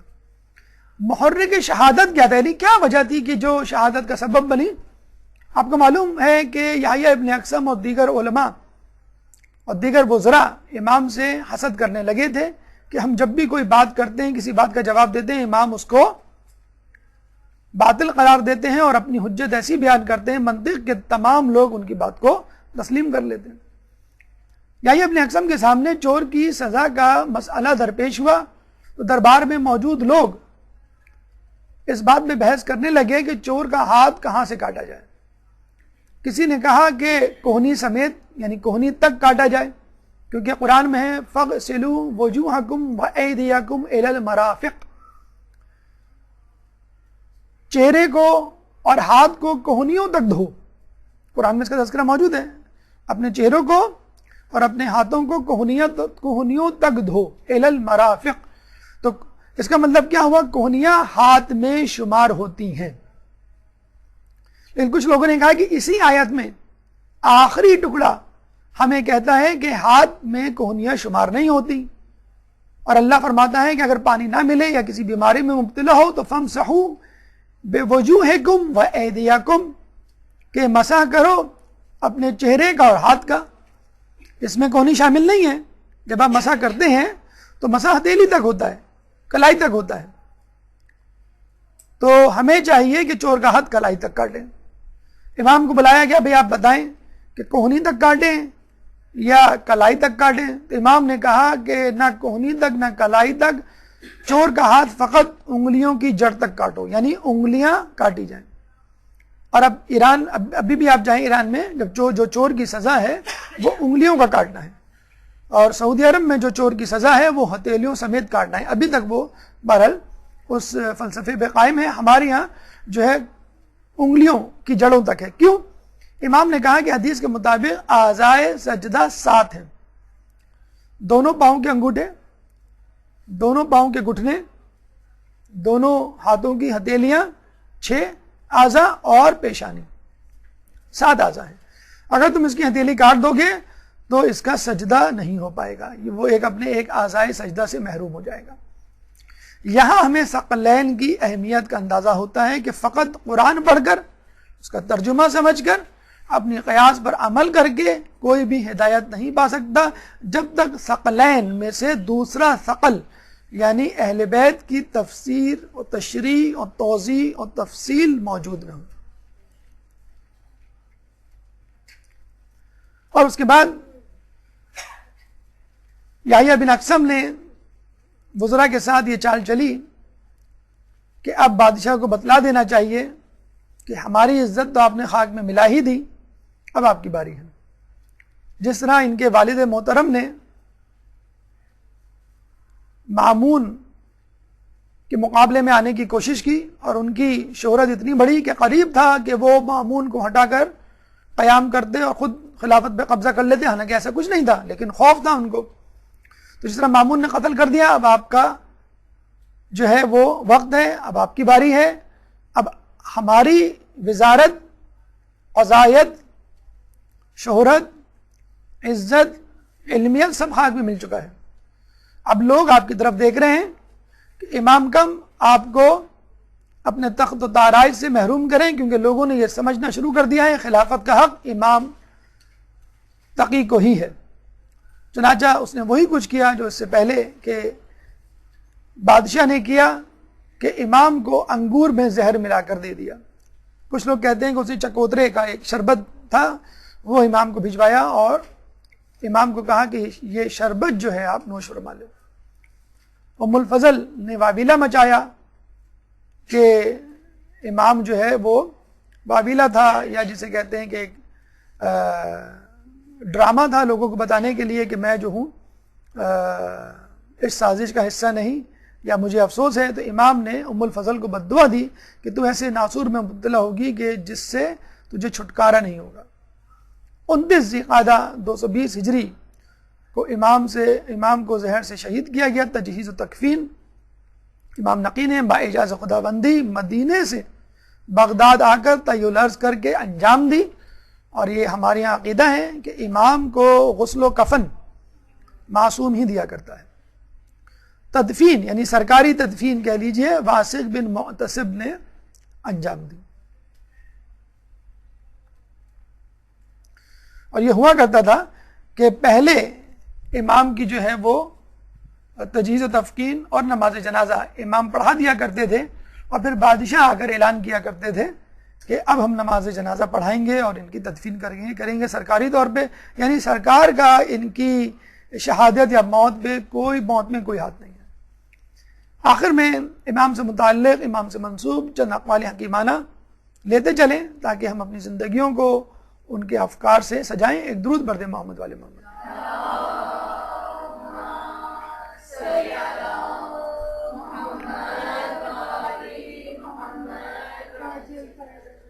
امام فرماتے ہیں کہ مومن کی عزت اسی میں ہے کہ لوگوں سے بے نیاز رہے۔ اسی طرح کی حدیث دیکھیں، اگر آپ تھوڑا سا غور و خوض کریں ہر امام کی سیرت طیبہ پر تو یقین کیجئے امام کی رفتار میں، گفتار میں، سیرت و کردار میں، نشست و برخاست میں، روز و شب، میدان جنگ یا گھر، ہر جگہ ہر وقت امام میں کوئی نہ کوئی شبیہ ہمیں ضرور نظر آتی ہے، دوسرے امام کی، رسول اللہ کی، یا اس سے پہلے انبیاء کی۔ اور ہمیں یقین ہو جاتا ہے جس طرح انبیاء منتخب ہوئے اس طرح امام بھی منتخب شدہ ہیں، کیونکہ ان کی سیرت میں بھی شباہت ہے، ان کی کرامات میں بھی شباہت ہے، ان کے اقوال میں بھی شباہت ہے۔ رسول کے پاس چند افراد آئے جانے کے وقت، کہنے لگے کہ ہمیں کوئی ایسی نصیحت کیجئے کہ جو فقط دنیاوی ہو، دین سے اس کا کوئی تعلق نہ ہو۔ کتنے عجیب لوگ ہوا کرتے تھے، کتنی عجیب نصیحت کی درخواست۔ رسول اللہ نے کیا کہا کہ دیکھو کبھی کسی سے کوئی چیز نہیں مانگنا۔ کتنی خوبصورت۔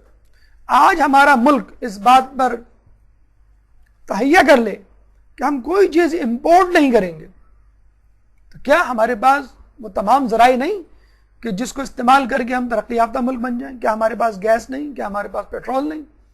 کیا ہمارے پاس کاپر، سونے، چاندی کے ذخائر نہیں؟ کیا ہمارے پاس کوئلے کی بہتات نہیں؟ کیا ہمارے پاس دنیا کی 8 چوٹیوں میں سے 5 بڑی چوٹیاں نہیں؟ کیا ہمارے پاس ساحل سمندر نہیں؟ کیا ہمارے پاس چاروں موسم نہیں؟ کیا ہمارے پاس فصلیں اور زراعت کے لیے ماحول میسر نہیں؟ کیا ہمارے پاس تعلیم یافتہ لوگوں کی کمی ہے؟ کیا ہمارے پاس دولت کی ریل پیل نہیں؟ کیا چیز ہے جو پاکستان میں نہیں؟ آج ہم تہیہ کر لیں کہ ہم باہر سے کچھ نہیں مانگیں گے، تو آپ دیکھیے کہ ہم کس طرح اپنے پیروں پہ کھڑے ہوتے ہیں۔ اسی طرح آج آپ یہ تہیہ کر لیں کہ میں کسی سے کچھ نہیں مانگوں گا۔ قرض یا پیسے کا لین دین ہمارے معاشرے میں کتنا عام ہو گیا ہے۔ پہلے لوگ ضرورت، مرض یا کسی بحران میں، ایمرجنسی میں پیسے مانگا کرتے تھے، قرض۔ اب جو ہے وہ اپنی لگژریز کے لیے قرض اور پیسے مانگا کرتے ہیں۔ پہلے لوگ جو ہے مر جاتے تھے، لیکن اپنی بیماری، اپنی مصیبت کا اظہار نہیں کیا کرتے تھے۔ آج دو لوگ بیٹھ جائیں اور دیکھیں آپ 5 منٹ کے بعد ہر شخص اپنی زندگی کا رونا رو رہا ہوتا ہے۔ پیسوں کی کمی کا رونا، اولاد کی نافرمانی کا رونا، شوہر کی بے رخی کا رونا، ماحول کی بے وفائی کا رونا، ساس کے ظلم کا رونا، ہر شخص اپنی اپنی مصیبت کو لے کے اور امداد بھری ترسی ہوئی نگاہوں سے دوسرے کو دیکھ رہا ہوتا ہے کہ میری کسی طرح مدد کر دو۔ تو اگر آپ یہ تہیہ کر لیں کہ میں کسی سے، کہتے ہیں جب وہ افراد رسول سے جدا ہوئے تو راستے بھر اس پہ عمل کیا اور عمر بھر اس پہ عمل کرتے رہے، کہ اگر چلتے چلتے گھوڑے پہ سواری کرتے ہوئے کوڑا زمین پر گر جاتا تو کسی سے کہتے نہیں، خود اٹھاتے۔ دسترخوان پہ بیٹھتے تو کسی سے پانی تک نہ مانگتے، خود اپنا پانی بھر کے پیتے۔ یہ عادت آپ اپنے گھر میں ڈال لیں کہ اپنا کام خود کرنا ہے۔ اپنے بچوں کو اس بات کی تربیت دیں کہ اپنی چیزیں اپنی جگہ پر تمہیں خود رکھنا ہے۔ ٹھیک ہے تم کپڑے نہیں دھو سکتے، کوئی بات نہیں، لیکن اپنی چیزیں، اپنے گندے کپڑے تو کم از کم واشنگ مشین میں یا غسل خانے میں یا جہاں بھی رکھنے کی جگہ ہوتی ہے وہاں رکھو۔ اپنی چیزیں، اپنی کتابیں، اپنی کاپیاں، اپنا اسکول بیگ، اپنا یونیفارم، پین، بکس، یہ تمام چیزیں اپنی جگہ پہ رکھنے کی عادت ڈالو۔ تم جھاڑو نہیں لگا سکتے، کوئی بات نہیں، اگر کوئی ریپر گر گیا ہو تمہارے ہاتھ سے تو کم از کم اس ریپر کو، چاکلیٹ کے ریپر کو یا بسکٹ کے ڈبے کو اٹھا کے تو کم از کم کسی ڈسٹ بن میں ڈالو۔ تو لوگوں کو خود کفالت کی عادت ڈلوائیں کہ وہ خود کسی سے نہ مانگے، نہ آپ خود کسی سے مانگے، ورنہ پھر آپ کی عادتیں آپ کے بچوں میں جائیں گی اور وہ زندگی بھر کسی نہ کسی طور پہ مقروض رہیں گے۔ ضروری نہیں کہ آدمی پیسے مانگے، آدمی کسی سے محبت، شفقت یا تسلی بھی مانگ سکتا ہے۔ تو اس سے بھی گریز کریں کہ اپنی مصیبت کو کسی کو بتائیں۔ مولا خود فرماتے ہیں کہ جس شخص پہ مصیبت پڑے وہ شخص سب سے پہلے، سب سے زیادہ روادار ہے کہ اس مصیبت کو برداشت کرے۔ اگر آپ کو کوئی بیماری ہے تو آپ یہ کیوں توقع کرتے ہیں کہ میرے ساتھ اس بیماری میں تمام لوگ شریک ہوں، لوگ میری تیمارداری کریں، میری عیادت کریں، ہر وقت میرے آگے پیچھے بڑھیں، میری دوا لے کر کوئی آئے، میرے لیے اسپیشل پرہیز کے کوئی کھانے پکائے۔ کوشش کریں کہ اپنی بیماری کا بوجھ جتنا آپ خود اٹھا سکتے ہیں خود اٹھائیں۔ اگر آپ مدرسے میں پڑھ رہے ہیں تو کسی پہ احسان نہیں کر رہے کہ آپ یہ سوچیں گھر جا کے بھائی میں مدرسے میں پڑھ رہی ہوں، میرا ٹیسٹ ہونے والا ہے، کھانا جو ہے فلاں بھابھی پکائیں گی یا بچوں کو جو نہلانے دلانے اور ہوم ورک کا کام ہے یہ کوئی اور کرے گا۔ نہیں، کام بھی آپ کو خود ہی کرنے ہیں اپنے گھر کے، اور مدرسے کا کام بھی۔ اپنا بوجھ خود ہی اٹھانا ہے۔ اگر کوئی اضافی بوجھ ہے تو اس اضافی بوجھ کی وجہ سے اپنے بوجھ کو کسی دوسرے پہ منتقل نہیں کرنا ہے۔ اگر آپ کو اہل بیت سے محبت ہے، اسلام سے محبت ہے، تو اس محبت کی قیمت ادا کیجیے۔ عمار یاسر مسجد نبوی کی تعمیر میں 2 اینٹیں اٹھا کے لاتے تھے، کمزور سے دبلے پتلے سے عمار یاسر 2 اینٹیں، لوگ ایک ایک اینٹ اٹھاتے تھے۔ تو لوگوں نے کہا عمار یاسر تم 2 اینٹیں کیوں اٹھا رہے ہو؟ عمار یاسر نے کہا کہ ایک میرے حصے کی اور ایک رسول کے حصے کی۔ دیکھیے ایک اضافی بوجھ رسول سے محبت کا ادا کرنا ہے خود، کہ بس اپنے دل میں یہ رکھ لیا کہ ایک میری اینٹ ایک رسول کی۔ اگر آپ کو اہل بیت سے محبت ہے، اسلام سے محبت ہے، تو اس کی قیمت آپ خود ادا کیجئے، کسی اور سے نہ مانگیے۔ امام فرماتے ہیں کہ جس نے خدا کی راہ میں ایک دوست حاصل کر لیا گویا اس نے جنت میں ایک گھر حاصل کر لیا۔ دیکھیے فقط دوست حاصل کرنا کوئی کمال نہیں، خدا کی راہ میں ایک دوست حاصل کرنا یہ کمال ہے۔ خدا کی راہ میں دوست کون ہوتا ہے؟ جو خدا کی راہ میں چلنے کے لیے آپ کا ہم سفر ہو۔ رسول اللہ شادی کے دوسرے دن جب بی بی کے گھر میں آتے ہیں تو مولا سے پوچھتے ہیں تم نے فاطمہ کو کیسا پایا؟ تو مولا کیا جواب دیتے ہیں؟ خدا کی اطاعت میں بہترین معاون۔ یہ ہے بہترین بیوی، یہ ہے بہترین شوہر، یہ ہے بہترین دوست جو خدا کی اطاعت میں آپ کا معاون بنے. کیسے؟ آپ کو اپنی برائیاں دکھائے، آپ کو نصیحت کرے، آپ کو مشورہ دے، امر بالمعروف و نہی عن المنکر کرے، نیکیوں کی طرف ترغیب دے اور برائیوں سے آپ کو بچائے. امام فرماتے ہیں جس نے خواہشات کا اتباع کیا اس نے دشمن کی تمنا پوری کر دی. ایک اور جگہ ہمیں ملتا ہے دشمن سے بہترین انتقام اپنی نیکیوں میں اضافہ کر کے کرو. یہ ہے انتقام. آپ کہتے ہیں کہ بغیر شیعہ افراد جو ہیں ہمارے دشمن ہیں، امام بارگاہوں پہ حملے ہو رہے ہیں، ٹارگٹ کلنگز ہو رہی ہیں، ہم سے نفرت کا اظہار کیا جا رہا ہے. اب آپ کیا اس کے بدلے میں آپ بھی ٹارگٹ کلنگ کریں گے؟ آپ بھی بم کے دھماکے کریں گے؟ آپ بھی کیا نفرت کے ساتھ جنیں؟ آپ اپنی نیکیوں میں اضافہ کریں، آپ اپنے حجاب کو مضبوط بنائیں، آپ داڑھی رکھیں، آپ نمازوں کا اہتمام کریں، آپ روزے رکھیں، خوش اخلاقی کا مظاہرہ کریں،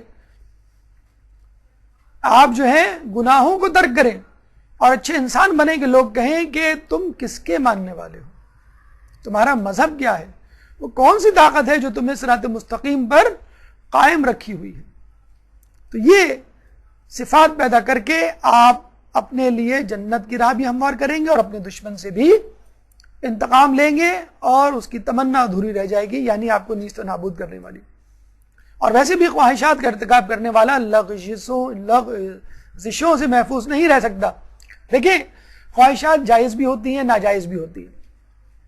مثلا آپ کو اچھا کھانے کی جو خواہش ہے، اچھے کپڑے کی خواہش ہے، اچھے گھر کی خواہش ہے، اچھی سواری کی خواہش ہے، اچھی چیزوں کا حامل ہونا، ان کی خواہش کرنا کوئی بری بات نہیں. لیکن ہر خواہش کے پیچھے بھاگنا یہ انسان کو اندھا کر دیتا ہے. پیسے کی دوڑ، مادیت پرستی کی دوڑ، گھر میں بہترین فرنیچر، پردے، کارپیٹ، ٹی وی، کمپیوٹر، آسائش زندگی سے گھر کو بھر دینے کی بھوک انسان کو پاگل کر دیتی ہے، اندھا کر دیتی ہے. پھر مرد حرام و حلال میں تمیز نہیں کرتا. نہ آپ اپنے شوہر سے پوچھتی ہیں کہ یہ پیسہ کہاں سے آ رہا ہے، نہ شوہر یہ فکر کرتا ہے کہ یہ حلال ہے کہ حرام ہے. اسی لیے روزوں کا جو حکم دیا گیا اسی لیے دیا گیا ہے کہ جب تم حلال سے بچ پاؤ گے تو حرام سے خود بخود بچاؤ گے. آخر میں امام فرماتے ہیں دل سے خدا کا قصد کرنا اعمال میں بدن کو تکلیف دینے سے زیادہ بہتر ہے. اس لیے ہم کہتے ہیں نیت زیادہ اہم ہے بنسبت عمل کے. اگر نیت اچھی ہوگی، عمل میں کوئی نقص ہے تو وہ معاف کر دیا جائے گا. لیکن عمل میں نقص ہے، عمل بہت خوب ہے، نیت ہی نہیں ہے آپ کی اس کام کو کرنے کی، تو پھر وہ عمل قبول نہیں ہوگا. یہ گفتگو امام کے حوالے سے اپنے اختتام کو پہنچی. اگر امام سے متعلق اس گفتگو سے موضوع سے متعلق آپ کے ذہن میں کوئی سوال ہے تو آپ کر سکتے ہیں. قبل از سوالات بھرپور صلوات. اللجن اللجن اللجن اللجن یا مولا اللجن اللجن اللجن اللجن اللجن اللجن اللجن یا صاحب الزمان اللجن